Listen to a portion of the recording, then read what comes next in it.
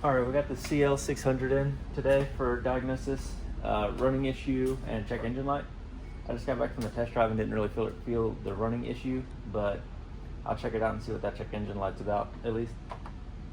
So this is a 600, not considered a 65, so not technically an AMG, but basically the same engine, twin turbo V12. It is missing the engine cover. Usually I have a cover that goes over this. It slides into these grommets here that are also missing. But that's not really attached. Oh, all these clips are missing too. There's usually little metal clips on these prongs here. All those are not present. I guess I'll just leave this off. I'm about to do the inspection. So yeah, that's just what I'm doing now. Just doing the general look over of the car inspection to see if there's anything else wrong. And then I'll get on to the diagnosis of the thing. Actually, a lot of loose stuff in here. What is this about? So I got this that broke off.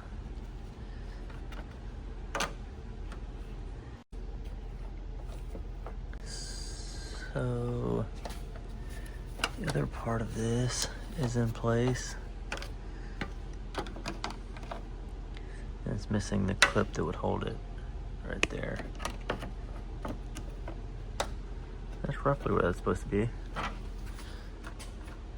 This one is also beginning to tear apart there at the crack.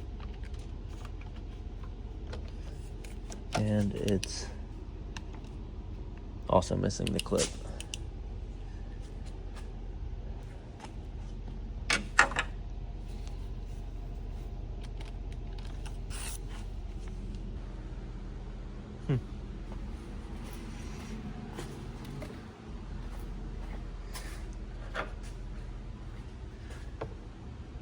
Coolant looks good.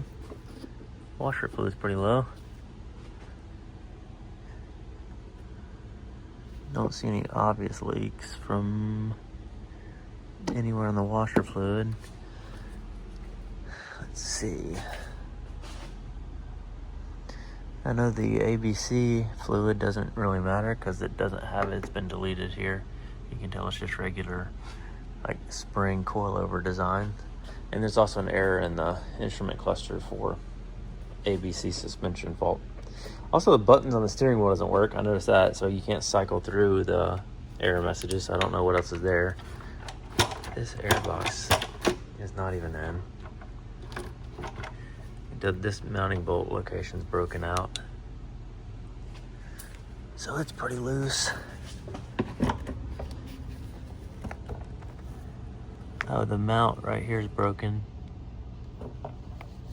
The rubber just tore apart. That coil pack looks new.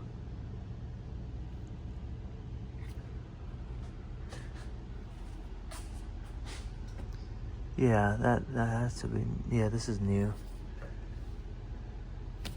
Which is a super common failure point on these. So is this one. Good to see their OEM too. Let's see. On this side, the rubber mount is broke and the bolt's missing. This whole structure is loose here. And yeah, OEM coil pack on this side as well.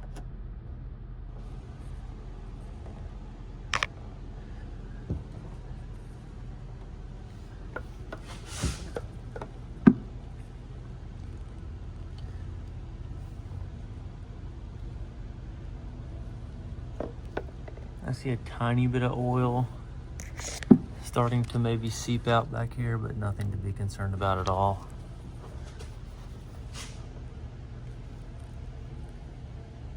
There's oddly oil on the back of this ECU somehow. I don't know how that would have got there. Same with here, this connector's wet.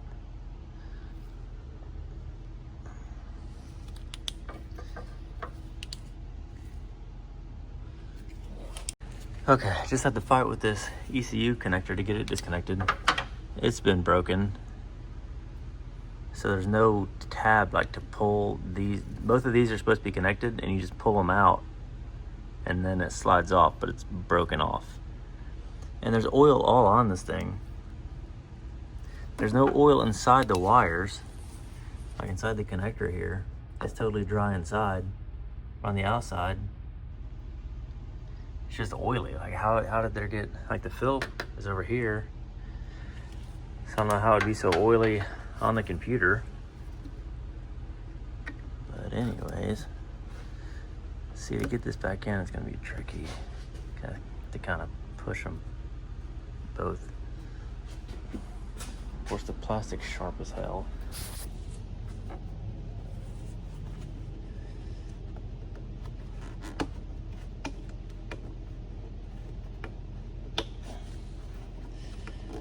There, that's kind of in. Flush like that. And there's supposed to be a piece sticking out here that you pry out. And the plastic's so fragile, probably because the oil's weakened it so much, soaking in that stuff. But you can get these connectors just separate, but I'll definitely replace that. You can even see the sensor on the bottom of it is getting dripped with oil. I don't know what the story is with that thing, but all this stuff is loose too. But anyways, check out the belt here. It looks a little glazed over, honestly, but not terrible, and it's not cracking. That's really it for the engine bay. I don't see anything obvious or too wrong up here. This I noticed too when he dropped off, half the tabs on this are broken off. This is just basically the dipstick tube plug. It just fits super loose.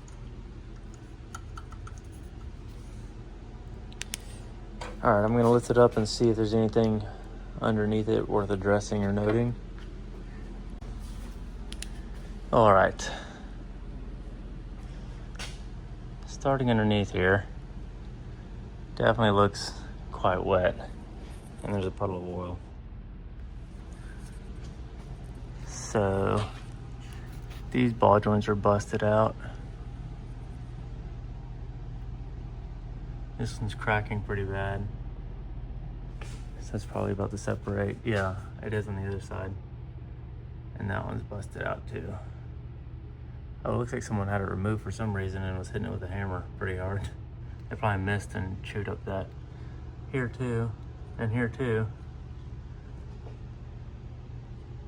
I wonder why they had that out, to change the suspension, I guess. So there's the aftermarket struts. You can see these front bushings are tearing pretty bad. Yeah, they're starting to rip apart there. Oh, these are completely busted out. I'm sure that's making noise. Yeah, these are completely busted. See, the brakes are 25, 30%. Tires are good.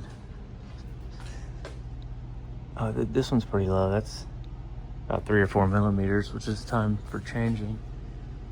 Oh yeah, that brake pad's pretty low. Let me see if I can get a focus on that. You can distinguish the pad there. Yeah, definitely due for front brakes. That tire's good too. The upper ball joints look okay. Well, I say that. Is that one busted out? Kind of looks like it. I'll check that ball joint on the way down once I lower it and can reach it. Gosh, here's all the oil's coming from. Got it on my hand. Oh, it looks like a rear main or oil pan seal. Let's see. Okay, so the O2 sensors are unplugged. I wonder if these cats are gutted. Oh yeah, they've been cut open and welded back together. Yeah, I bet he just gutted the cats and then unplugged the sensor. The bracket's broken half there.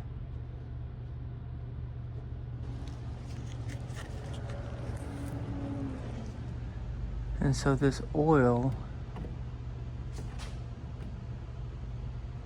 I'm trying to see how high it goes. I'll have to take off this undershielding anyways to get to those sensors and see what's going on there. I'm sure the check engine light's on at least for that. Oh, this sensor's laying on top of the exhaust and burnt the plastic of the connector off. But this looks to be a rear main seal leak if I were to guess. That's a lot of oil coming out too. It's dripping off in multiple places, so I know this undershield's filled with oil. Okay, moving back to the transmission. It's getting a little wet back here from something. Let's see. Transmission mount is okay. The flex disc looks good. This transmission looks to be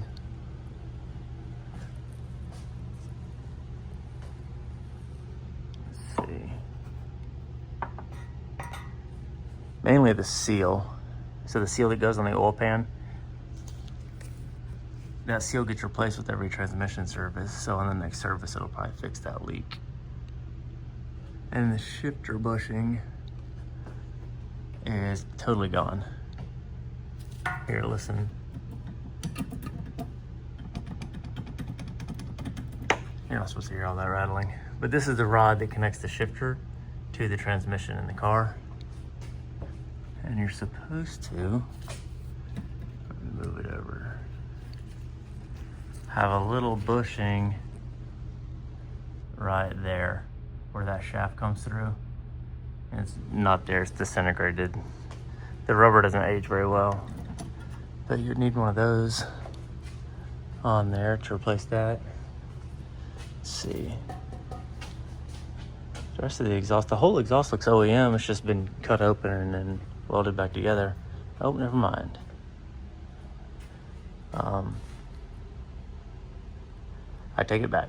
So the mufflers have also been cut out and these pipes welded in. So no mufflers at all, X pipe, just with cats. Or, I mean, the cat housings. No telling what's in there, probably nothing. This flex disc is starting to get some cracks in it here.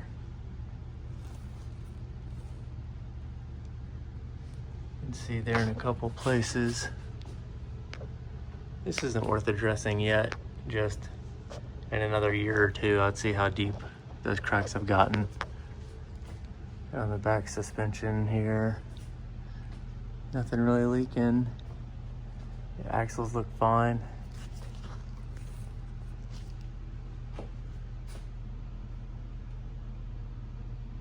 All the bushings for all the control arms. All of these look good.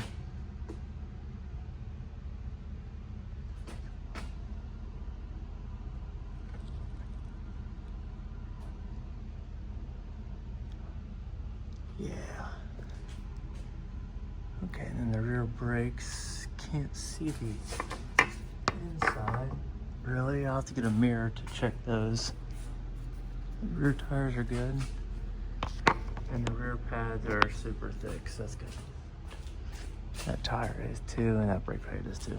Okay, so I just have to get a mirror and check these inside brake pads, and then whenever the car's halfway lowered, I'll check those front ball joints. But everything on the rear suspension looks good. It's honestly not too terrible. This is a 2003. I forget how many miles are on it. I didn't even check, honestly. But this is broken. How does that happen?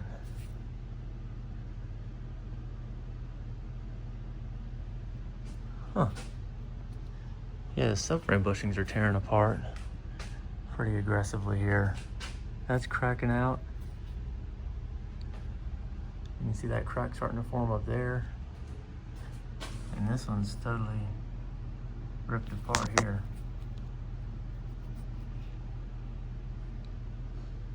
Subframe bushings. Yeah, so it needs subframe bushings. The fronts don't look as bad, but If you're taking the subframe out, you're going to replace all these bushings. You drop all this, change those, readjust the alignment. Okay, everything in the back was almost good. So subframe bushings back here. And then up front, probably just do a transmission service, fix this so that it doesn't get any worse. Those shifter rod bushings, this oil leak, and a good bit of suspension work. If you could do all the suspension work and subframe at once, and then get it all back together, realign it, and all the suspension would be perfect from there.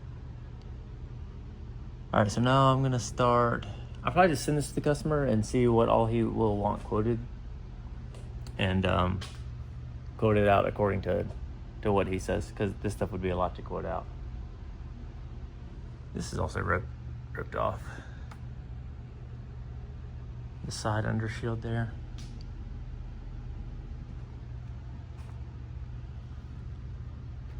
Yeah.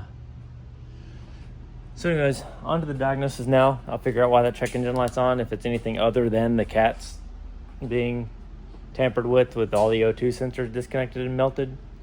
If it's anything apart from that, then I'll dive into it, get that diagnosis, and then send it all to him and see what we're gonna do about getting this thing back to 100%. Update. These ball joint boots are busted. You can see the boots separating it there on the inside. I think this side's worse than the other side. I can get the camera around there. I don't know if you'll be able to tell that or not, but you can see how caved in it is. If the flashlight would stay still, I could point to it. Bro. Right here.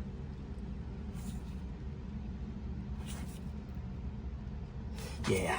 So, upper control arms too, because the ball joint's made into them. So a good bit of suspension work needed, the majority up front. So that's that.